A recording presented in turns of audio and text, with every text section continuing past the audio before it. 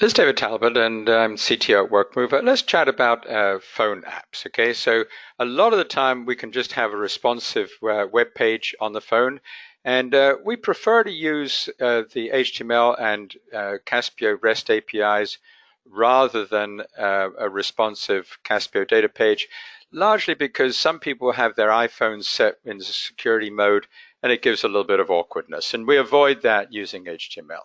But sometimes we need something a little bit more. And so what we do is we write phone apps, so we said before, in the Ionic language.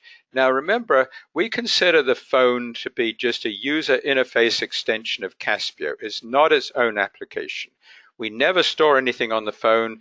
We just use the phone app as a user interface, and after you've done something on the phone, it immediately updates into Caspio.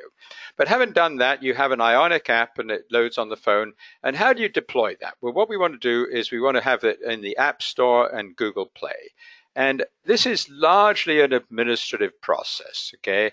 And so what we need to do on both Apple and Google Plus, Google Play, you need to have the developer account that of the client whose app it is, not the developing company like us. So the software company like us, it's not our account. They're very, very strict on knowing that you only deploy apps from your own account. And that own account, you have to put in like your federal tax ID, your DUNS number, and a bunch of administrative stuff from a security point of view to make sure that only the registered company is deploying the app. So as I said, quite a lot of this is just administrative. And so you have an Apple developer account here. Here's the dashboard, not particularly surprising. And you then can upload your code, and then Apple will review your code, both from an administrative point of view to make sure that you've got all the paperwork done, and also a technical point of view.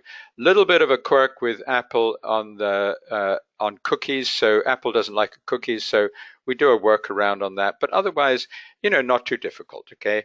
Now with Apple, when you want to just do testing and you're not fully approved yet by the App Store, there's a subsystem called Test Flight. And so for testing, without it being properly deployed in the App Store, you can do testing and you can get like 100 downloads. Okay. Very, very similar stuff with Google Play. Only difference is they don't have like a test flight. You just send a URL to the client and they can download the app themselves. So we're very, very happy to chat to everyone about how to deploy on the App Store or Google Play.